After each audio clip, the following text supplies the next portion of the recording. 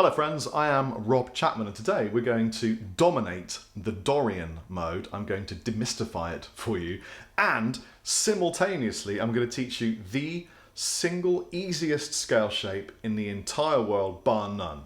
And I'm not kidding, and you probably don't know it. If you did know it, comment in the comment section below and let me know. Before we continue, I'm tuned to standard tuning. This is painful for me, but I know that the majority of people tune to standard, so there is no need to alter your guitar past its current pitch settings. Also, there is no need to have known any theory or any scale shapes prior to this lesson. You could be an absolute beginner and this will still be beneficial for you. Let's learn Dorian. I'm going to get straight into the scale shape so that you have something physically tangible to take home with you, although you are probably already sat at home. Once you've learnt the scale shape and we've worked on it together with an exercise routine, I'm going to teach you what makes it tick and how you can apply it. This is a full lesson, not just a fun lick to take away. You're actually going to know how to apply the Dorian mode and why it's cool to learn. Here we go. So, 12th fret, which I've got marked with this infinity symbol on my guitar. We're just going to put a first finger on the 12th fret on the E string. It should make that sound. We're then going to go up 2 frets with our third finger and play the 14th fret on the same string. Up to the A string, we're going to play the 12th fret. Along to the 14th fret A string. Down with the first finger to the 12th fret D string. You're going to see a pattern emerging here that you're going to love. Third finger to the 14th fret D string. Now, those with any knowledge of theory will know that this is already a full scale. We've gone from the root to the octave. This is where it gets interesting. Down with the first finger to the 12th fret G string. 14th fret G string.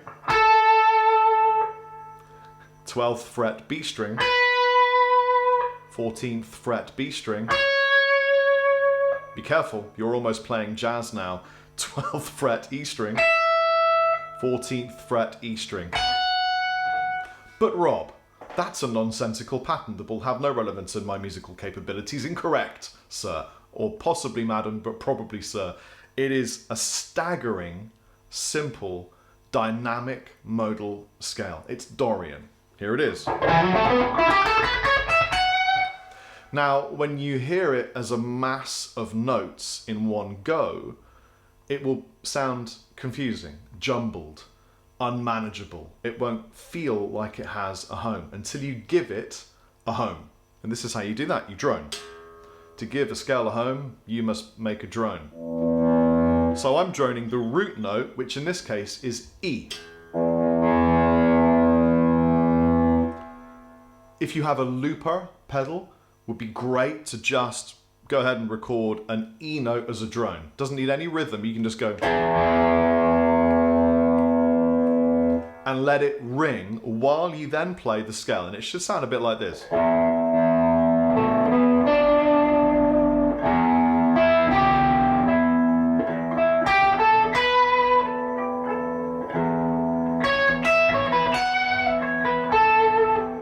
Now listen, we here at Rob Chapman YouTube understand that sometimes making it all the way through a YouTube lesson can be an arduous mission, but fear not, I am here wearing a shirt to guide you through some gear that might just alleviate some of the tedium of learning about the Dorian mode. And to make it more exciting, I've got an octopus stick. So over here, we have a beautiful Chris Robertson ML3SH. It is a semi-hollow beast of a Chapman guitar. I also have this MLV from a long time ago. It's beautiful and it's just dying to be reissued if enough people want it. Lastly, but by no means leastly, cunningly disguised Dimetrodon Distortion from Stego Pedals. I recommend that you try it out as much as I recommend that you try out Glenfiddich. Suddenly it becomes music, and that's the fascinating thing about learning the application of real, tangible, physical tools that you can use on a guitar, beyond just like All the pentatonic box one stuff that you probably know and love. These are, it's insider knowledge, yeah. I learnt these 2 notes when I was about 25, and I learnt them from a guy who went, hey, you can do all that pentatonic stuff, but if you add these 2 notes into it, you're playing Dorian. That's what, and he named a whole bunch of guitar players that I love and respect, use, and that's why they sound different to you. And I'm passing it on to you. So, the scale that you just learned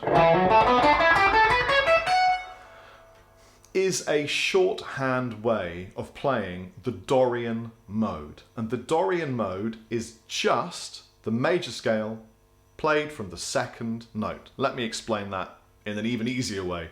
Here is a major scale.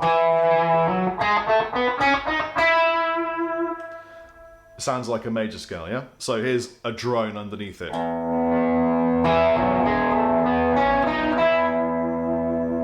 And you can really hear that that's the major scale when I drone that E note. Suddenly all of the notes sound like Christmas, you know, birthdays. The reason that scale sounds happy is because each of these notes has a particular flavour or vibe to them. And we call the distances from the very first note you play to the next and all of the subsequent notes intervals. Don't worry if this feels fast, because you can stop, get a coffee, maybe a bacon sandwich, try it with peanut butter and jam, it's really good. Jam, not jelly.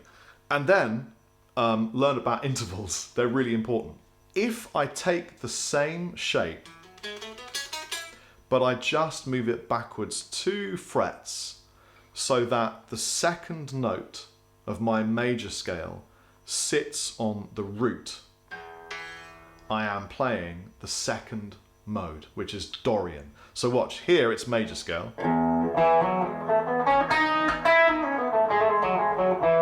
If I go back 2 frets, 1, 2, play the same root note, but I play this note.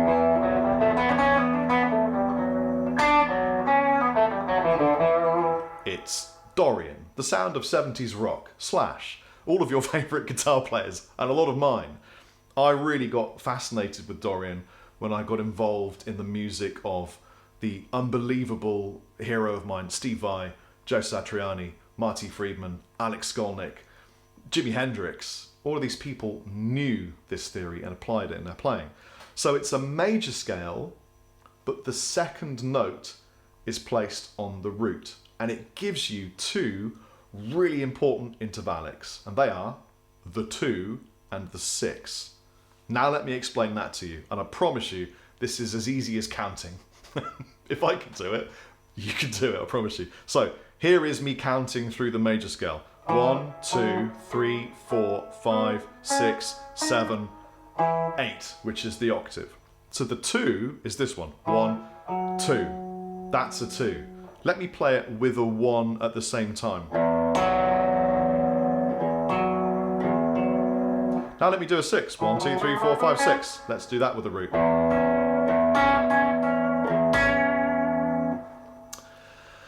Those 2 notes are really amazing. The 2 gives a sense of expansion, space. It gives you a feeling of, dare I say, an area. It creates an imagery. Here's a 2 in a chord.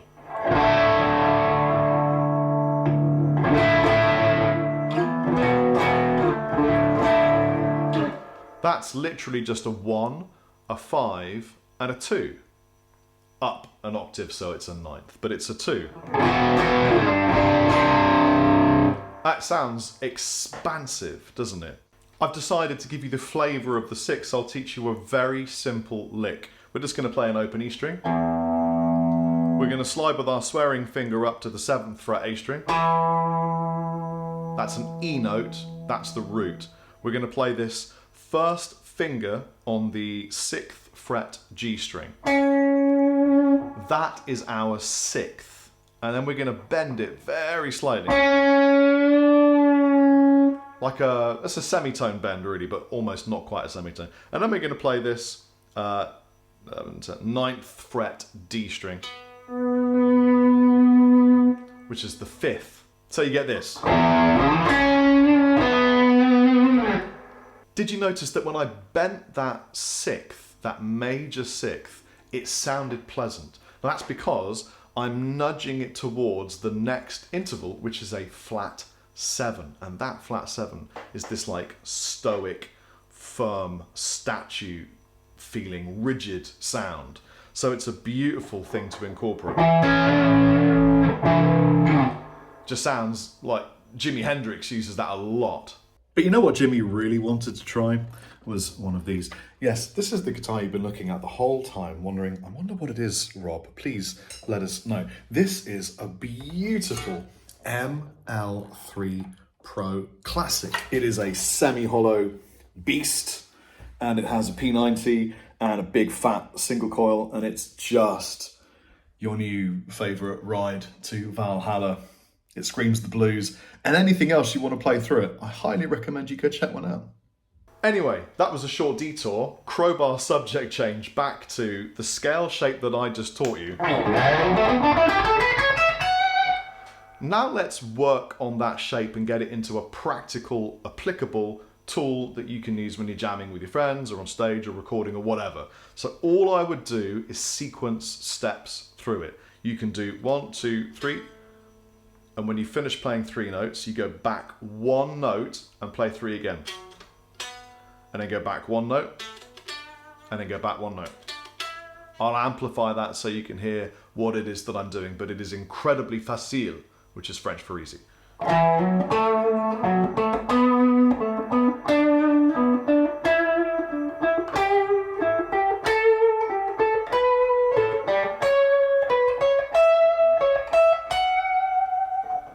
And then you can do it backwards. You could do 1, 2, 3, and then go back a note. Then go back a note. You see? Sequence through it in a number. Pick a number and try it, like 5.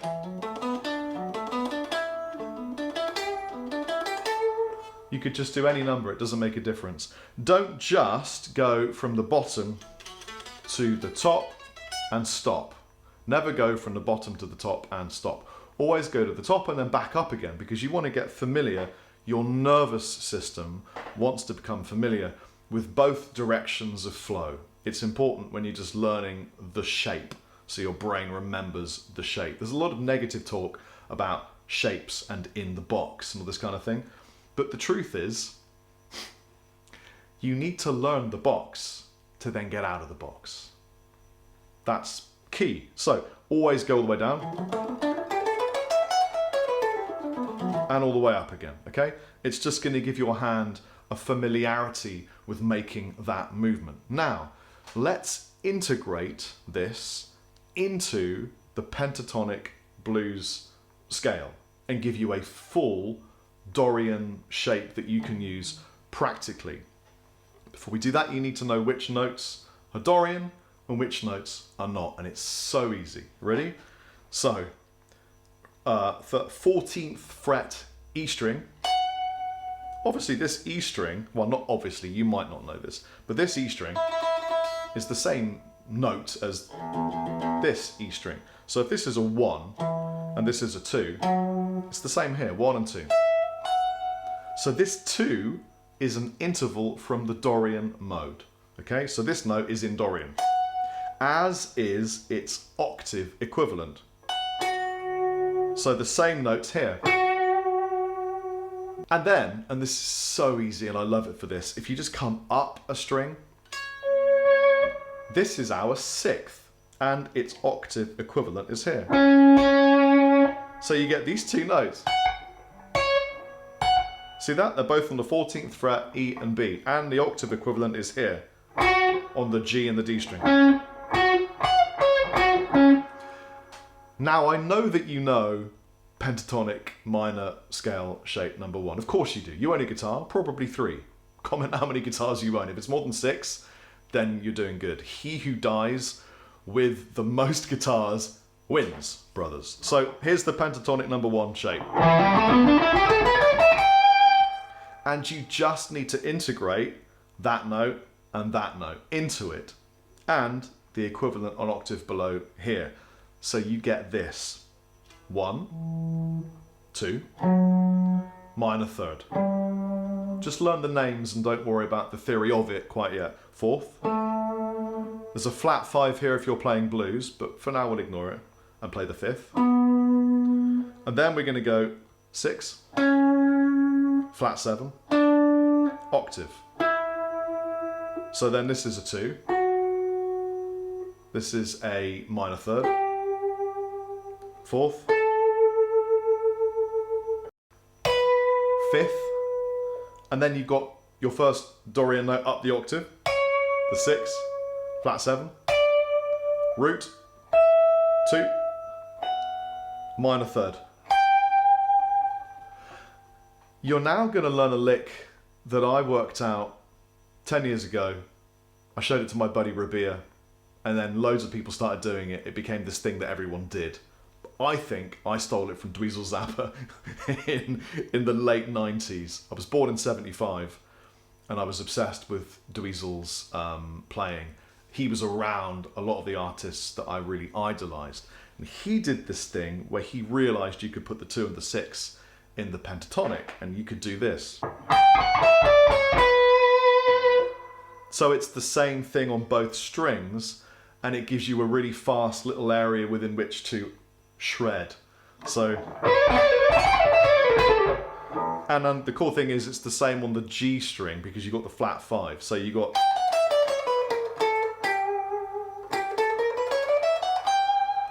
you see how easy that is?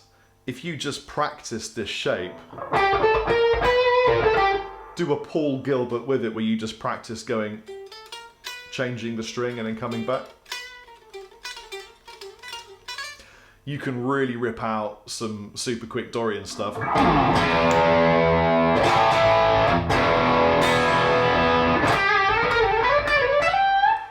And it's kind of easy once you learn that simple pattern that you can just reproduce. And we include now the flat 5th intervallic from blues. So we're blending Dorian with blues, and it will look like this.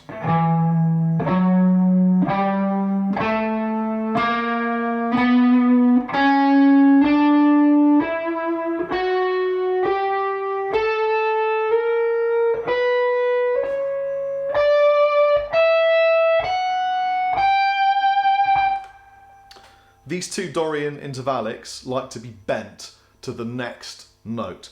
Bear that in mind when you're at the top here doing your blues licks. All that jiggery pokery, because now you can do these things.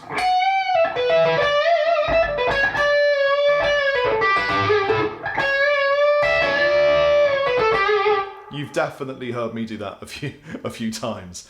Okay, here's one more trick. And it's not really a trick, but when you understand the theory, this becomes very easy. If you want to play Dorian anywhere, if you know a major scale, like I showed you in our first example, you can just go back 2 steps and you will effectively be playing the Dorian mode.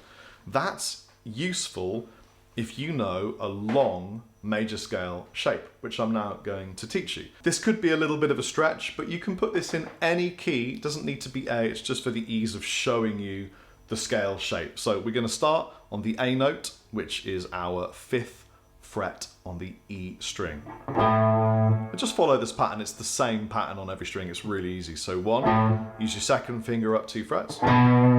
Little finger here on the 11, 10, 9th fret. Do the same thing on the A string. Slide along a tone.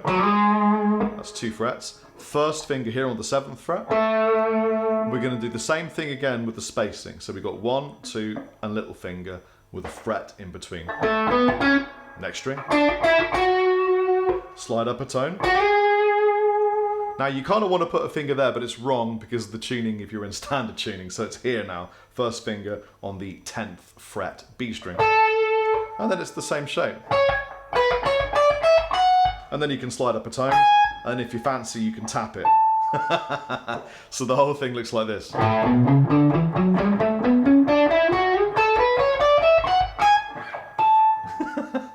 Now, that's a major scale. It's a little bit boring. But the 2nd note that I'm flapping my finger on represents the Dorian mode, and that's cool as hell. Whichever note you place this on, you are then playing Dorian, okay? So if you wanted to play B Dorian, it's this scale shape.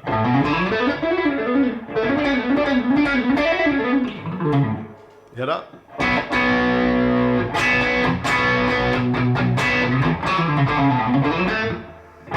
Suddenly you hear it as Dorian, yeah? So just think about that. It's a major scale. Any major scale shape will do it.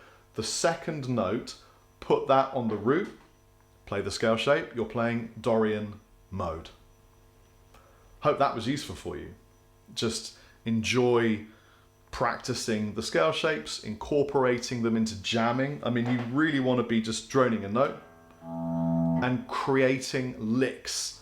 Build a repertoire of vocabulary that you want to speak musically.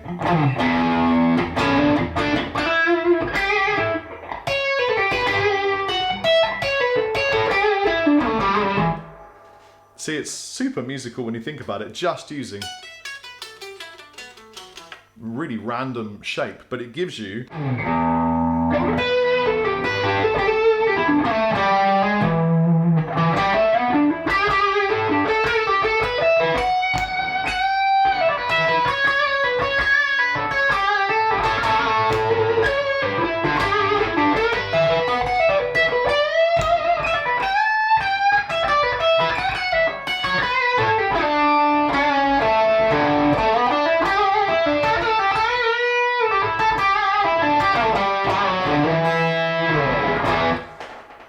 Anyway, hope you enjoyed that. Have an amazing day. Take it easy. Chappers out. Are you a lurker? Do you lurk in the tube of you? If so, may I offer you humbly a place within my clan of brethren? Because a lot of people watch these videos but don't subscribe, and then the almighty algorithm bot would eventually seek and destroy me and I won't make videos anymore. It would be really helpful if you did.